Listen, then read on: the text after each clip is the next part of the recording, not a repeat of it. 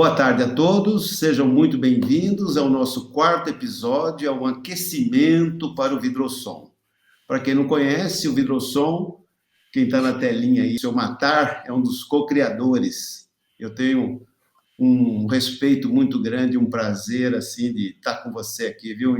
Um grande abraço para ti. Edson, muito obrigado. E você sabe que foi tudo com uma ideia, com uma conversa e que a gente tem, não sei quantos anos que conseguimos trazer cada vez mais informação ao setor, que é o objetivo de todos nós, né? Quando a gente sempre fala da acústica, né? A acústica é algo que todo mundo deseja, não sabe como ter, mas quando a gente consegue mostrar, fica muito feliz e fala, poxa, não sabia que era tão fácil, tão barato e tão próximo de mim.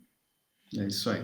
Vamos para o 13º ano, Albert, só para você ter uma ideia. E tem uma premiação no Vidrosom, a gente dá para crianças dos 7 a 10 anos de idade um prêmio. E nós trouxemos nesse último, 10 anos depois, um menino para dar um presente para o Matar. Quase matamos ele do coração. Imagina muito legal. De 7, hoje com 17 anos. Foi muito legal. E era sempre, né, Edson, alguma coisa para ele trabalhar, né? Um computador, alguma coisa para realmente ajudar na formação dele, quando a gente pensava que computador era uma coisa muito mais inacessível do que é hoje, né? Sim. Naquela época, imagina, 13 anos atrás, um menino ganhar um notebook, um menino com 8, 9 anos, né? E Albert, eu fiquei bastante feliz também de ver, eu pude entrar agora no teu site, eu fiquei fascinado, viu? O Albert, além de arquiteto, né, é formado a URGS, Universidade Federal do Rio Grande do Sul. E eu tenho uma grande amiga, estava comentando com ele, a Maria Fernanda, que é fantástica, uma pesquisadora de acústica, ela é responsável pelo laboratório, tem coisas de campo Matar, assim, fantásticas, entendeu? De você falar, puxa vida, pelo menos tem a comprovação científica do que nós estamos falando, né? E o que me fascinou foi aquilo que você fala lá, Cubo Verde, Cubo Projeto, Cubo Arquitetura, eu queria depois que você falasse um pouquinho sobre isso. E ele participou, Matar, de 3 prêmios Saint-Gobain, ganhou 2 e foi finalista no último. E o Bizelli, o arquiteto Bizelli, me chamou a atenção de um trabalho dele, que é térmico com ventilação natural, muito fascinante, grelhas no piso e janelas bem altas. E eu passei para ele o desafio de fazer isso com conforto acústico, que é o futuro. O futuro da janela acústica, ela vai ter que isolar e ventilar. Então, quer dizer, tá aí para você, Albert, esse desafio, tá? E a Mônica, você também é uma guerreira, né? Eu acompanho você, já veio de grandes empresas, né? Quanto tempo já de Sebrae? Eu estou 2 anos na Sebrae. 2 anos. E já fez muita revolução. Parece que é muito já, né, Mônica? Todo mundo pensa, fala, nossa, você está tanto tempo. Mas dentro do segmento da construção civil, eu tenho 20 anos, viu, Edson? Caramba. Olha aqui, já dedurando, né? A gente já começa a se dedurar. Já se entregou. Bom, então, esse é o bate-papo, vocês podem entrar, conversar a qualquer momento, entendeu? A ideia, viu, Matar, é que a gente procure ser... Claro. Sabe que a audiência é inversamente proporcional ao tamanho, né? Quanto mais relevante a gente conseguir ser num curto espaço de tempo, maior probabilidade desse aquecimento para o Vidrosom se tornar algo audível, visível, né? Com mais intensidade. Bom, eu queria começar contigo, viu, Albert? Você é titular do escritório de arquitetura, né, em Porto Alegre, e Porto Alegre ela fascina muito pelo desafio do clima, né? O pessoal até brinca, chama de forno alegre, né? Extremamente frio, extremamente quente. E eu fico pensando, como é que é ser um arquiteto, né, com esses 2 desafios aí, né? Como é que é para você? Como é que vem o conforto diante dessa diversidade climática tão forte?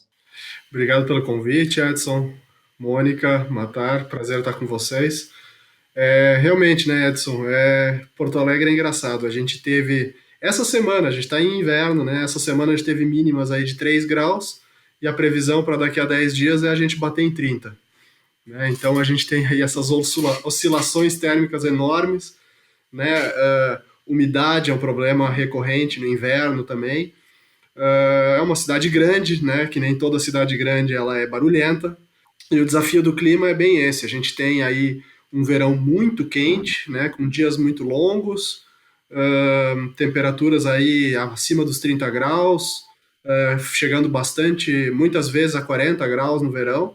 Não é tão frio que nem outras regiões do estado, mas a gente chega aí a próximo de zero no inverno, né? Noites muito frias, invernos extremos aí a gente realmente chega a zero, mas oscila aí em temperaturas de 5, né? 8, máximas de 10 durante o dia, né? Isso no inverno rigoroso. Então tudo isso é um desafio que a gente como projetista, né? Como arquiteto tem que encarar nos nossos projetos. E aí levando em conta todos os aspectos do conforto, né? Seja o conforto térmico, né, que é o mais assim evidente, digamos assim, que as pessoas atentam mais, mas também lumínico, né, acústico, enfim, qualidade do ar, né, tem uma série aí de itens de conforto que a gente sempre tem que levar em consideração, e aí o clima é o desafio, né? Tá. E como é que é a participação do vidro nisso? O vidro ele é sensível, né? Você tem aquela coisa. Isso acontece muito no projeto corporativo, né? O vidro, você quer o vidro, você quer a luminosidade, você tem que cuidar com ele, né? Porque excesso de luminosidade também é um problema. Não adianta nada eu ter uma fachada completamente envidraçada e ficar ofuscado pelo vidro e ter que fechar a cortina e ligar a luz artificial, né? Então tem que dosar muito bem o vidro. A transparência, a qualidade de um espaço envidraçado, você ter essa visual livre, ela sempre é desejada, né? Mas a insolação incidente no vidro, seja ela com carga térmica, né? Que daí vidros tecnológicos têm formas de resolver, mas também pelo ofuscamento, né? Que o excesso de luz natural pode trazer. Então, é sempre delicado tratar com isso. Então, a pergunta foi porque nós estamos diante aí, a chegada das normas de desempenho, né? Elas chegaram para valer, e para você, contratante, né? E o consumidor final, eles se sentem atendidos pelas necessidades das normas? Como é que você vê isso? A norma atende a necessidade ou não atende? Como é que é para ti isso aí? Assim, ó, a norma de desempenho é um divisor de águas, né? Embora ela esteja aí em vigor já há alguns anos, né? A gente percebe que 2013, é. ela realmente pegou no Brasil num tempo mais recente, né? Talvez 3, 4 anos atrás. E aí, o que acontece? Se você for trabalhar mesmo na habitação econômica, na social e tal, você tem que atender a norma, né? Se você começa a subir os padrões, você vai atendendo aí clientes mais exigentes, né, médio padrão, alto padrão, você só atender a norma não é suficiente, né? Você tem lá uma norma de desempenho que tem requisitos mínimos de desempenho acústico, por exemplo, mas se você fizer um marketing grande em cima do seu desempenho acústico atendendo a norma de desempenho, num cliente exigente ele vai estar insatisfeito com o produto no final, né? Porque o mínimo da norma não quer dizer que seja muito bem atendido, que eu vou ter um ambiente silencioso e tal. Então, o bom da norma é que ela trouxe a discussão, né, inclusive para o cliente, né, cliente, seja ele incorporador ou seja ele cliente final, que é o habitante depois do apartamento, por exemplo, mas agora a gente está dosando a qualidade disso, né, o mínimo é suficiente, ou já tem que ir para um intermediário, para um superior, ou além do superior, né? Então a norma teve, ela é um divisor de águas nesse aspecto, né? Agora, Nossa, Alberto, eu posso ajudando aqui o Edson, e acho que é um ponto que a gente tem conversado bastante e aprendizado também dentro do grupo, até dentro das nossas associações, a nossa troca, é assim. Você falou do vidro, o Edson comentou do vidro, mas o que a gente percebe é que, na realidade, a gente tem um conjunto de materiais que vão trazer essa sensação de melhor acolhimento, de melhor bem-estar dentro da sua habitação ou do prédio comercial, né? E aí o vidro ele conjuga muito com a esquadria, por exemplo, mas conjuga com a parede, conjuga com o piso, conjuga com todos os revestimentos. Como é que isso hoje está sendo visto?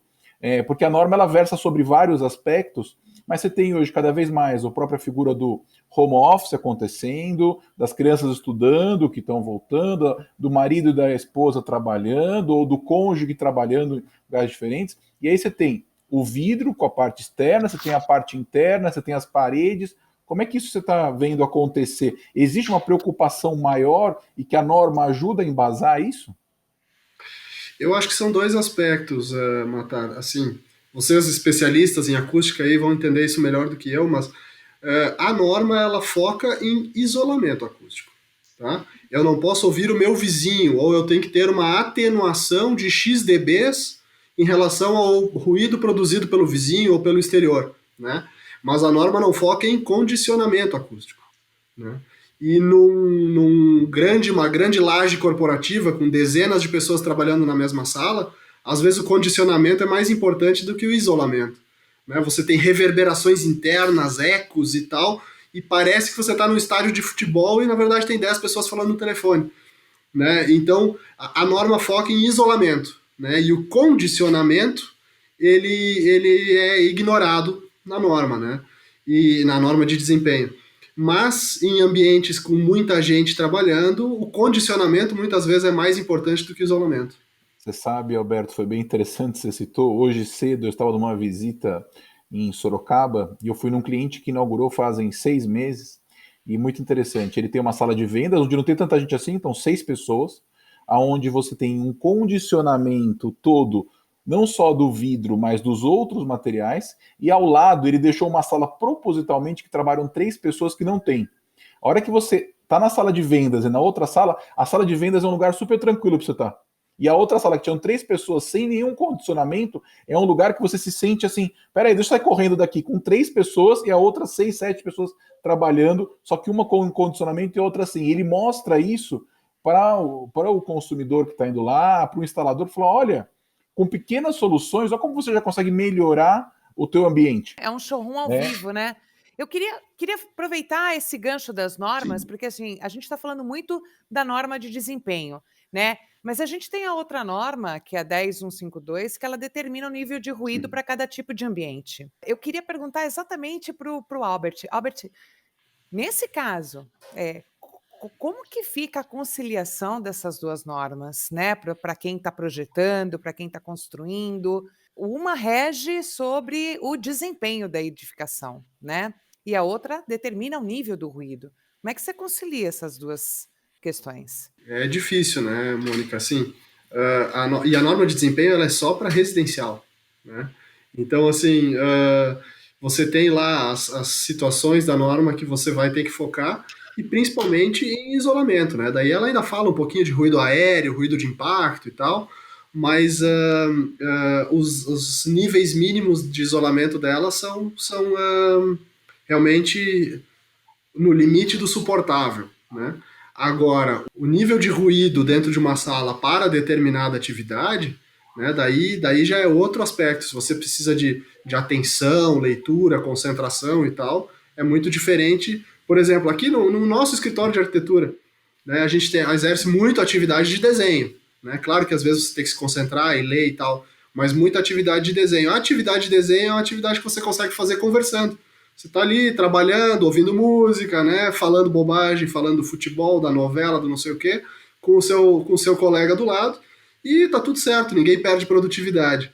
Né? Mas em salas específicas, atividades mais que necessitam desse silêncio, aí é muito mais complexo. Né? A gente acaba assim até buscando especialistas, né? Porque não é uma coisa assim trivial. Então, Albert, eu fui um árduo crítico desses níveis de desempenho aí, principalmente da 15575. Fui muito criticado, arrumei grandes inimigos lá na época que se discutia a norma. Mas, diante do abismo social que é o Brasil, é o que nós podemos fazer passar, vamos chamar assim, né? Não tinha outra maneira disso acontecer. E o sonho de todo acústico é que essa régua suba. Até por uma questão de que é o óbvio, como você constatou aí nos seus clientes, né? Que o mínimo não atende. Isso é muito claro, principalmente o ruído de impacto entre lajes. O que está lá na norma parece uma piada, né? E como que você vê isso, Matar? Como é que ficou esse cenário? Como é que ficou esse mercado de acústica? Você que é diretor de um importante segmento aí, que pega várias áreas aí. Houve mudanças, não houve? Era o esperado? O segmento soube aproveitar, entre aspas, os benefícios que a norma trouxe? Edson, eu acho que o Albert citou uma coisa interessante, né? Você citou, e eu lembro muito, a gente brigava muito na época da norma de desempenho, né? 2013, mas também o que a gente viu é que as construtoras correram muito para aprovar muitos projetos antes da norma promulgada, e valia, ele podia construir após isso. Depois a gente teve algumas crises, né? O Brasil vive muito assim, né? Então, eu acho que, friamente, a gente começou a ver projetos realmente, considerando a norma de desempenho, a partir de 17, 18, que foram ficando prontos.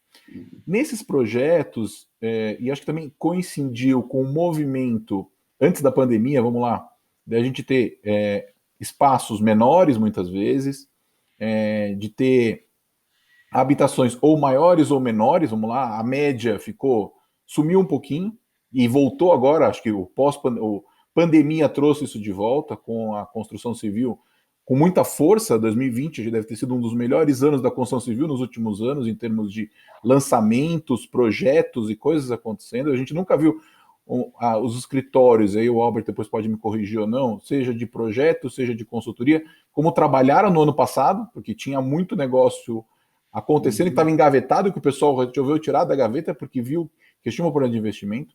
E em tudo isso, o que a gente vê? Que existem sim muitos construtores, incorporadores, empreendedores preocupados em não mais ficar no nível mínimo, em conseguir ter um diferencial. Então, vou dar até um exemplo. A gente teve contato com muitos donos de construtora no ano passado, principalmente na região sul-sudeste. O sul tem um diferencial no Brasil, com certeza. Você pega o Paraná, você tem construtoras no estande de venda já vendendo o conforto termoacústico, o reuso da água, a sustentabilidade. São Paulo, Grande São Paulo, está melhorando isso. O interior tem muito o conceito da casa, né, do interior de São Paulo, que está também utilizando cada vez mais. E aí uma prova disso é que construções leves, ou em light steel frame, ou com construção a seco, elas têm crescido a uma taxa muito maior do que a construção normal. E essas construções, Edson, elas nos trazem um conforto acústico melhor do que a construção tradicional já. E, por um outro prisma, a gente viu também o movimento desde o final do ano das regiões norte e nordeste se preocupando também em evoluir e melhorar o método construtivo. Por quê? Porque, na realidade, eles viram que existe um gap de imóveis no mercado e que as pessoas estão investindo, estão comprando. É sempre aquela brincadeira, como a taxa de juros caiu, não sei, 2%, 2 pontos percentuais no ano passado. Você trouxe milhares de pessoas para comprar imóvel, e que essas pessoas alugavam ou não tinham o imóvel que elas queriam. E com tudo isso, eles estão vendo uma necessidade de construir mais rápido, de maneira mais sustentável e muitas vezes melhor para criar um diferencial. Então, sim, a norma de desempenho ajuda a todos. E acho que você falou uma coisa muito importante. Eu lembro muito dos nossos testes de janela. Você pegava uma janela, ela tinha 11, 12 dB de atenuação, e aí você passa a ter uma janela de 24 ou 23, que ainda não é o ideal, mas já é muito melhor do que aquela janela que a gente tinha antes. Sim. E nos outros materiais, a gente vê, hoje em dia você tem uma utilização muito maior. E aí eu vou falar Minha Casa Minha Vida ou Casa Verde e Amarelo, por exemplo, de produtos no piso, argamassas ou materiais de forma acústica, que você não tinha se você olhasse 4, 5 anos atrás. Ou seja, tem sim uma melhora, mas já tem muitas construtoras ou incorporadoras verificando que existe um nicho melhor para elas trabalharem. Não sei, essa é um pouco da visão que a gente tem visto. Ou seja, resumindo, melhorou, já tem muita empresa preocupada em melhorar, e não só pensando no sistema construtivo. E quando o sistema construtivo melhora, a gente consegue melhorar toda a parte termoacústica também. Concordo plenamente com o que o Matar está falando. A gente observa isso também, principalmente no mercado do vidro. Mas o que eu queria só adicionar um temperinho aí é que, com essa pandemia, né, as pessoas, né, o usuário final, começou a tomar uma consciência do espaço que até então ele não tinha antes. Então, essa necessidade de você trabalhar home office, né, as pessoas começaram a tomar uma conscientização do seu espaço de trabalho novo, vamos dizer assim, que até então não se tinha. Eu vou dizer para vocês, eu mesma não tinha consciência do volume, por exemplo, de ruídos que eu tenho que eu tenho dentro de casa e que vem do exterior. E eu acho que essa nova conscientização, adicionada a uma norma que começa a ser rediscutida, porque ela está em constante discussão, né? Há um grupo de construtoras que agora começam a observar esse novo movimento, que é uma tendência para o Brasil por conta da questão da pandemia, isso começa a mudar o hábito, né? E essa mudança de hábito é benéfica para nós. Muitas pessoas saíram de casa e foram morar ou no interior ou na praia. Sim. E viam também que ela poderia ter uma condição de vida e ela olhava, peraí, o que está tão diferente aqui? É a qualidade, né? As pessoas passaram a ter qualidade de vida e associada ao trabalho. Quando eu volto para a cidade, eu quero ter essa mesma qualidade de vida. Como é que eu faço para ter isso? Isso, exatamente, Matar. As pessoas ficaram presas em casa e viram como moram mal, né? E aí resolveram melhorar. É verdade, é verdade. Nunca nós tivemos uma evolução tão grande de mercado como nós tivemos na construção civil durante a pandemia. E é pouco ainda, né, Mônica? E é pouco, mas é muito interessante. O Marcos Holtz, que é um consultor de acústica, apresentou na nossa última reunião, na Proacústica, um estudo que o ruído passou a ser o segundo, se não me engano, né, Matar? O segundo mais desejado. Uma pesquisa interessante, viu? Então eu falei, caramba, já é o segundo, conforto acústico, hein? Mônica, uma coisa que me chamou muita atenção, nós fizemos no terceiro episódio, o Fernando Westphal, que vocês conhecem bem, da Universidade de Santa Catarina, o professor Fernando, ele fez um estudo muito interessante a respeito do vidro, né, do conforto térmico. E uma informação que ele nos deu, que nos surpreendeu, para mim pelo menos, que uma habitação, viu, Alberto? Simples, um apartamento, Minha Casa Minha Vida, que tenha uso de energia para você condicionar, para se climatizar, em 6 anos, usando um vidro adequado, você tem o payback, ou seja, você tem o seu custo de volta. E eu pergunto, diante dessa informação, como é que a indústria do vidro, ela utiliza, não utiliza, porque eu não vejo ninguém falar disso. Eu costumo dizer que o nosso papel principal é o que a gente vem trabalhando muito é a educação e a evangelização. Hoje a gente tem a educação do mercado, porque se você parar para pensar, se o consumidor final fosse, na hora de comprar uma casa ou um apartamento, e exigisse que tivesse uma condição melhor, uma qualidade melhor, inclusive do vidro que está sendo utilizado, muito se mudaria. Mas vamos partir do princípio do meu papel como indústria, né, que é empurrar exatamente o mercado. Então, respondendo a sua pergunta, sim, a gente tem conhecimento disso, sim, a gente vem utilizando e hoje a gente tem algumas ferramentas que nos auxiliam na simulação, tanto de eficiência energética quanto de controle acústico, para mostrar tanto para os consultores, como para arquitetos, como mesmo para construtoras, como funciona uma solução.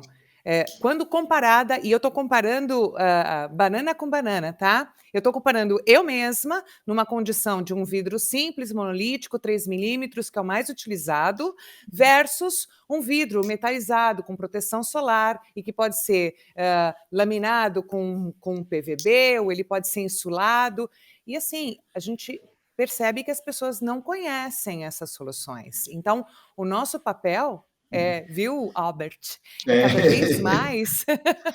Não, e cabe a nós também, né? De criarmos os multiplicadores para isso, né? E o nosso papel é de educar e persistirmos nessa educação. Você sabia disso, Albert? Que em 6, 7 anos você pode ter todo o retorno desse investimento num vidro com proteção térmica? Aí é que está o detalhe, Edson. Quem tem o retorno do quê? Né? Pensa no incorporador. Quem tem o incorporador, se ele não coloca isso como valor no produto dele, ele não vende. E aí não importa, entendeu? Ele vai gastar o investimento e o cliente vai ter o payback. Então, se ele não conseguir converter esse investimento dele em valor percebido pelo cliente para que o cliente esteja disposto a pagar por esse investimento, não vale a pena. Né? Então, assim, passa de novo pela educação. Né? A gente tem que... todo mundo quer produzir, né? Seja o projetista, seja o construtor, produzir o melhor produto possível. Né? Mas vamos buscar a viabilidade financeira disso e, obviamente, que buscar também o preço justo disso, né? E aí passa por elevar a régua do mercado todo, né? Não adianta um estar vendendo um vidro bom, o concorrente estar vendendo um vidro convencional, e a diferença de preço do apartamento não é percebida, o valor disso não é percebido pelo cliente, né? Pelo mutuário, comprador, enfim. Agora, Albert, uma coisa que eu acho interessante na linha que você fala, e novamente acho que o Sul é um bom celeiro, é um bom exemplo, né? O que eu tenho percebido é que existem algumas construtoras, incorporadoras, fazendo ótimas parcerias com empresas ligadas a soluções cada vez mais sustentáveis e melhores, trazendo isso, e conseguindo garantir um valor tanto de compra quanto de revenda para quem está utilizando isso. Por quê? Porque ela consegue que o mesmo metro quadrado dela tenha um diferencial, e ela está usando maiores áreas de iluminação, mas ao mesmo tempo mostrando que essa maior área de iluminação, esse espaço mais aberto, com mais versatilidade, pode ser térmica e acusticamente melhor. Então, tem alguns exemplos, eu vi já em Curitiba alguns exemplos. Balneário Camboriú, a gente nem fala, eles têm a concorrência do prédio mais alto do universo, mas eles também têm um lado de utilizar produtos melhores, de utilizar soluções melhores. Eu sempre conto um case, logo no meu começo aqui dos produtos para construção, uns 2 anos atrás, que eu fui no escritório da FG conversar. E aí a gente foi conversar e eles não usavam, por exemplo, soluções em drywall. Porque ele falava, não, o cara que compra aqui, ele quer pôr uma cozinha e prender na parede. A gente falou, mas tem solução? Tem? Se tem, me fala que eu vou colocar. E foi impressionante. Porque para ele queria usar uma solução melhor, térmica, acusticamente, e muito mais versátil. Porque quem comprava também aquele apartamento queria pôr a cozinha onde ele quisesse, não onde a construtora queria. E com isso ele conseguiria com um sistema construtivo novo, ou mais inovador. E existem soluções. Quando a gente sentou e falou para ele, ele pegou e mudou, e daí para frente ele mudou tudo. Eu acho que a educação tá perfeita, o trabalho de especificação que as empresas e que o mercado faz está perfeito, e tem também, a gente sempre fala muito do próprio instalador, que é uma pessoa que é muitas vezes o influenciador daquele pulverizado, e a gente sempre fala, a construção do Brasil, a gente fala das construtoras, dos prédios comerciais, do shopping, dos hospitais, mas o grande mercado é aquele da autoconstrução, vamos assim dizer, que é a pessoa que constrói a casa, que pega o amigo que tem uma empreiteira ou que faz uma reforma, e esse mercado ele é endereçado pelo instalador, que é o grande influenciador, e que é um público que a gente cada vez mais quer chegar e, em conjunto com os decisores, seja os projetistas, as construtoras, trazer essa informação cada vez mais para frente também. Educação é tudo, né? A gente já acho que a Mônica foi muito feliz nisso. Agora, Albert, o que me chamou a atenção é que você também é sócio de uma construtora. E aí eu vou te provocar agora. Como é que fica, então, esse desalinhamento entre projeto e execução? Porque você tem uma coisa. E aí? Porque agora o valor agregado, vocês colocam nos seus projetos, não colocam? Como é que é isso? Aí é que tá. Tudo é equilíbrio, né, Edson? Assim, você não... A minha construtora, tá? Ela é uma construtora econômica, tá? A gente atuava aí, faixa 1 de Minha Casa Minha Vida, né? Que é aquele que tira a pessoa da área de risco, da invasão, da não sei o quê, né? Faixa 2 e faixa 3, quer dizer, toda a gama aí dos programas sociais, que agora é o Casa Verde e Amarelo. E o nosso faixa 1 também tem que passar na norma de desempenho, né? Agora você imagina como é que você faz um apartamento de 45 metros quadrados por R$84 mil atendendo a norma de desempenho. E a gente fez, né? Só que o seguinte, nas faixas mais altas, nos imóveis de incorporação e tal, aí você já entra em ter que vender, né, o valor agregado.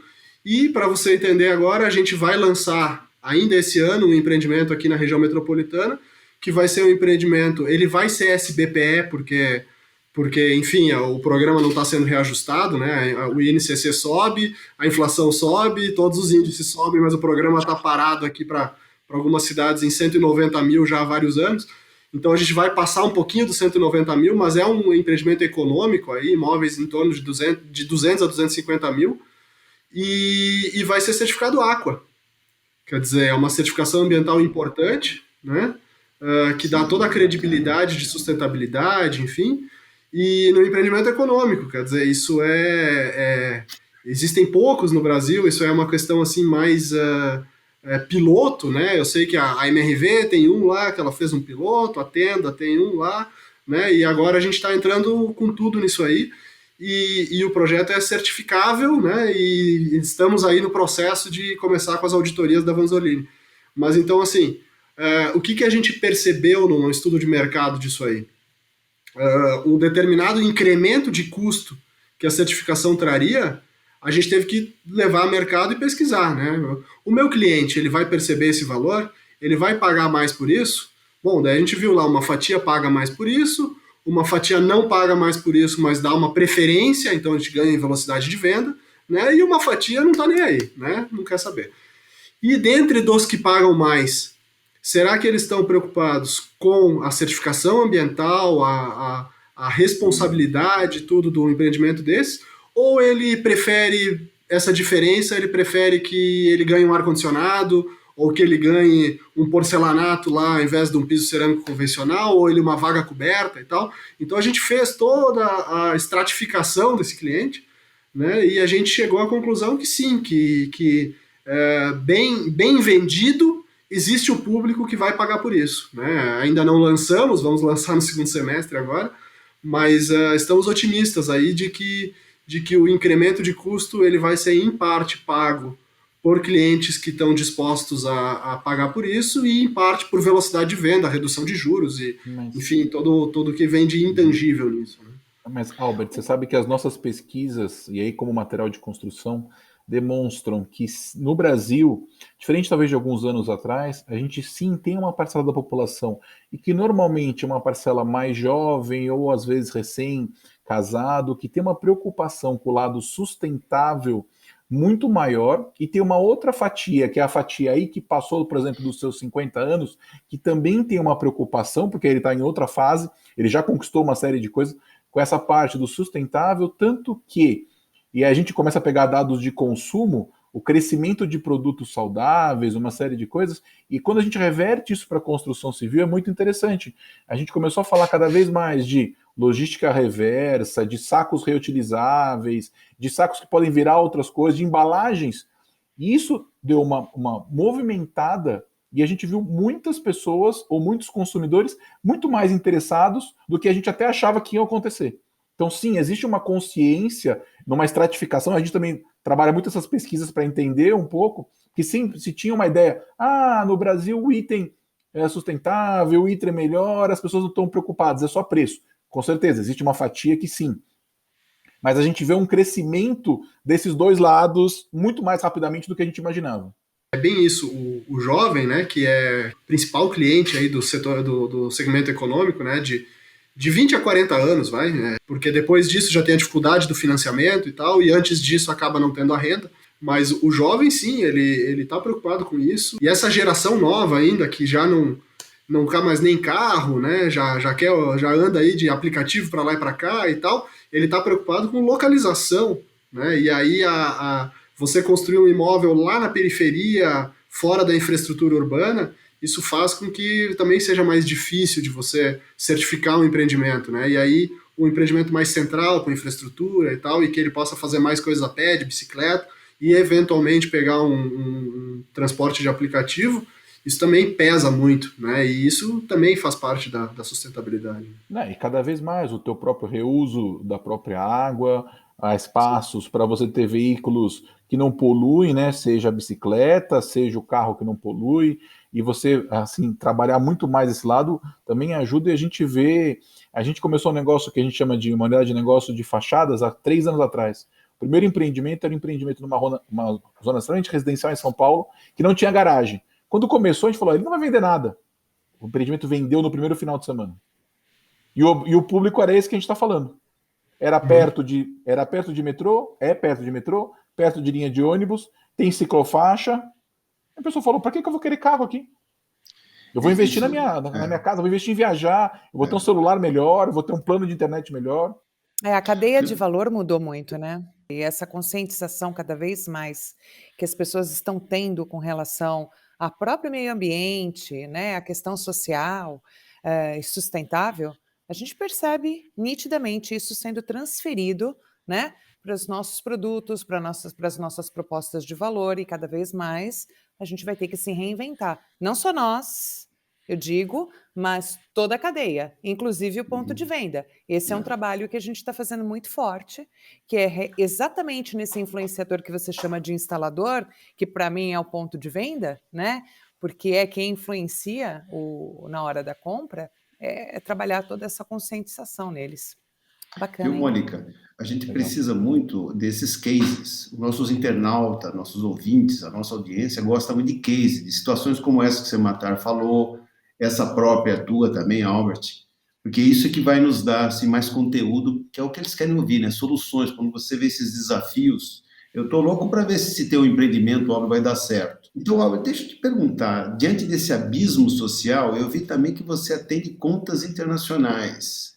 Eu vi que você fez o consulado da Alemanha, né? Você vê que o Edson fez a lição de casa, hein, Albert? Fiz. Pois é. Pesquisou E minha eu vida. fico pensando, É. pô, lá você está falando de vidros anti-explosão. Como é que fica você diante do Minha Casa é Minha Vida e de uma conta internacional? Como é que é esse desafio para um escritório que eu fiquei muito eclético, né? A gente gosta de projeto, né? A arquitetura é aquela paixão, né? Que você acaba, ou você ama ou odeia, né? Mas na prática é o seguinte, são situações diferentes, né? Completamente diferentes. Enquanto que no Minha Casa Minha Vida aí você trabalha com quase que uma industrialização, né? A solução é você briga no centavo, porque aquilo vai ser multiplicado por 100, por 200, por 300, né? E as soluções elas têm que vir. Eu brinco assim, a gente faz, ao invés da gente fazer roupa de alfaiate no Minha Casa Minha Vida, a gente faz realmente indústria têxtil, né? Que a roupa é padrão, né? Porque só assim para parar de pé o custo.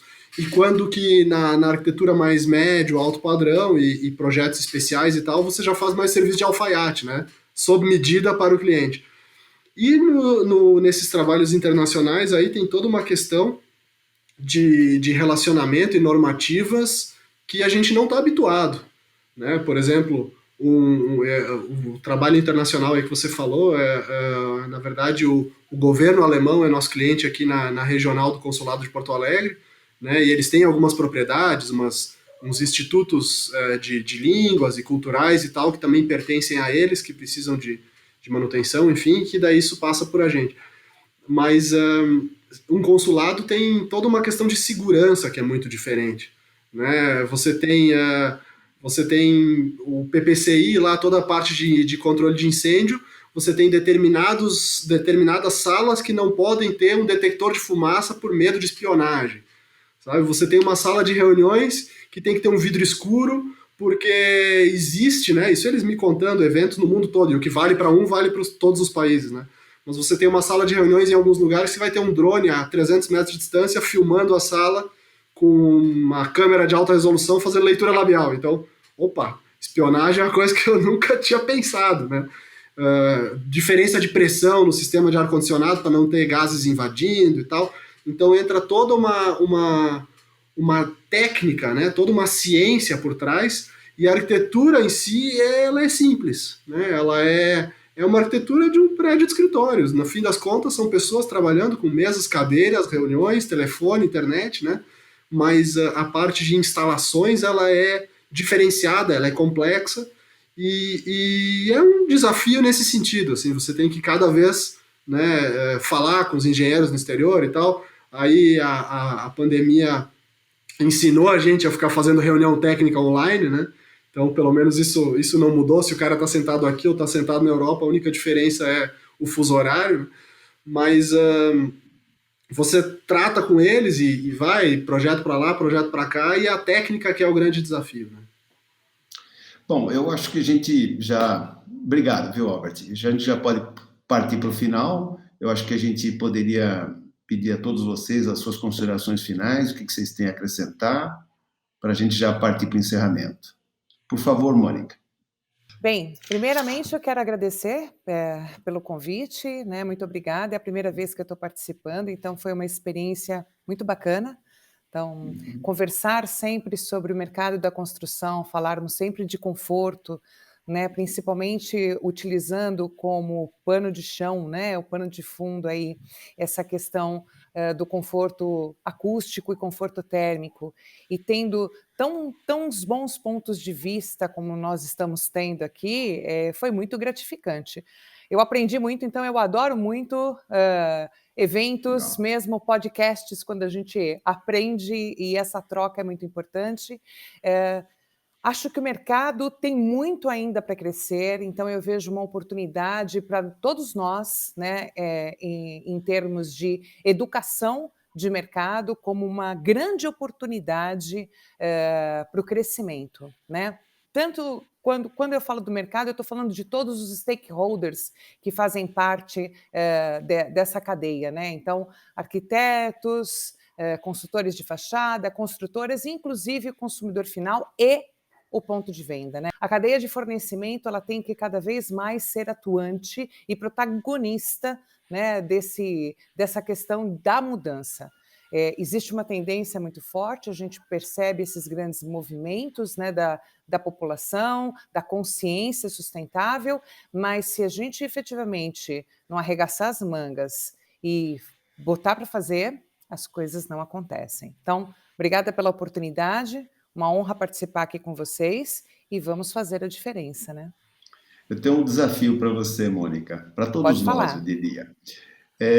A palavra conforto, muita gente tem me falado, ela não é que ela seja pejorativa, mas ela remete a supérfluo, a coisas caras, a coisas desnecessárias, às vezes. Nós precisamos encontrar uma palavra melhor para isso, porque ela não diz que não vende a palavra conforto. Talvez casa saudável, não sei o quê, mas precisamos pensar nisso. Conforto, o que é conforto? Fica muito, muito no ar. Então, achar uma palavra melhor, viu? Mas você sabe, Edson, que a gente acabou de fazer uma pesquisa e é muito interessante a leitura que as pessoas nos colocam sobre conforto, né? Conforto e bem-estar, eles estão muito conectados, né? Então, assim, nós Talvez perguntamos para bem-estar. as pessoas, né? O que é conforto para você? E o conforto, ele está vinculado a bem-estar, a felicidade, a família, a um bom trabalho. E aí, quando você traz isso para o ambiente, olha que interessante, né? Tem que ser um ambiente onde você encontra equilíbrio. E esse equilíbrio, ele está focado entre luz e ruído, o que eu achei fantástico. Então, assim, ó, a gente já fez a lição de casa, Edson. Então, assim, ó, o conforto ele precisa ser traduzido, né, em propostas de valor. Não adianta falar conforto por si só, porque ele é muito relativo, né? Boa. Mas ele pode ser traduzido em pequenas propostas de valor que vão de um uso melhor da iluminação natural, de você gastar menor quantidade de energia, né, e proporcionar menores emissões, né, de CO2 para o meio ambiente, a felicidade de você ter um ambiente agradável e equilibrado, que não tenha tantos ruídos e que não vão te deixar enlouquecido, como o exemplo que você bem colocou, né, do case, desculpa, que o Matar colocou, né, do case lá em Sorocaba, né, de um ambiente com alto ruído e baixo ruído. Então, a gente precisa ir traduzindo essa palavra Boa. conforto. Eu acho que, na verdade, a gente precisa traduzir. Obrigada. Matar, suas considerações finais? Edson, primeiro, para mim a iniciativa é muito boa, muito válida. Acredito que a gente continua sempre deixando a proposta do Vidrosom renovada quando a gente está falando aqui, quando a gente está preparando e trazendo as pessoas, criando aquele gostinho de estar presente, de estar junto conosco. Então, ou seja, é sempre importante trazer o conhecimento, a gente falou do conhecimento, da cultura, do treinamento, então de trabalhar sobre isso, trazendo pessoas expoentes do mercado. Então, muito obrigado a todos por estar presente, acho que é muito, muito legal isso, muito importante. E do meu lado, acho que a gente falou bastante coisa, coloco as considerações da Mônica também como minhas, assim, muito importante estarmos alinhados. E acho que tem um ponto importante, as indústrias estão bastante preocupadas, não que não estivessem no passado, mas cada vez mais, em como realmente fazer essa tradução e cada vez mais utilizando os recursos que a gente aprendeu durante a pandemia, porque eu acho que a pandemia nos ensinou muita coisa.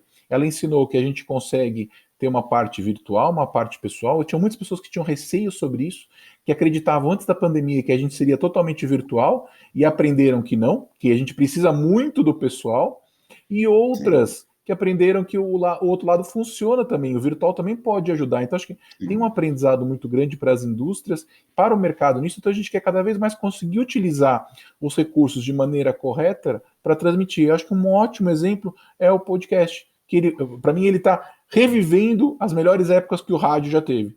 E acho que aqui a gente contempla muito bem isso. Muito obrigado. Obrigado, Matar. Albert, suas considerações finais? Bom, em primeiro lugar, né, eu queria agradecer de novo o convite. Acho que foi um prazer aí estar com vocês nesse período aqui desse programa. É sempre bom discutir isso, a gente repensa as coisas e discutindo a gente vai aprendendo um com o outro, né? E acho que foi muito enriquecedor. Uma coisa que eu queria ainda salientar é também que assim, o projeto da arquitetura ele também ele pode agregar muita qualidade, tanto acústica, de conforto e tal, já na sua concepção. Né? Então, por isso que a tecnologia, sejam de vidros mais eficientes, sejam de materiais de todos os tipos, né? Ela é necessária, sim, e o projetista tem que estar ciente de que tudo isso existe, né? E tem que usar dessa tecnologia disponível, porém, também o projeto de arquitetura tem que levar isso em conta, né? E já muitas vezes, muitas soluções podem surgir na forma, né? Então, assim, às vezes você abrir uma janela para o lado correto não é mais caro do que você abrir para o lado incorreto, né? Que você vai ter que usar da tecnologia para consertar um problema de desenho, né? Quer dizer, uma solução simples de uma abertura bem posicionada, uma ventilação bem posicionada, às vezes deixam com que a qualidade da edificação por si só já seja superior, e aí todos esses elementos tecnológicos, sejam de vidros de desempenho, de sistemas de ventilação, sistemas de climatização, enfim, todos eles que existem, eles entrem de uma forma mais simples, né? E eles tenham menos desafios a resolver na qualidade final do produto. Né? Então, eu acho que a união entre o desenho e a tecnologia disponível ela tem que crescer, né? E é isso que esse tipo de programa traz, né? Assim, a gente discute aí diferentes partes da indústria, né? Mostrando que num trabalho conjunto a gente pode ter um resultado final muito melhor do que trabalhando individualmente. E lembre-se do seu desafio, assim como você ganhou o prêmio Saint-Gobain com aquela casa com a ventilação natural, janelas bem altas e as grelhas embaixo, de pensar na janela do futuro, ou seja, uma janela sem ruído, com ventilação natural. Ok, pessoal? Muito bom. Bom, obrigado legal. a todos. Até a próxima.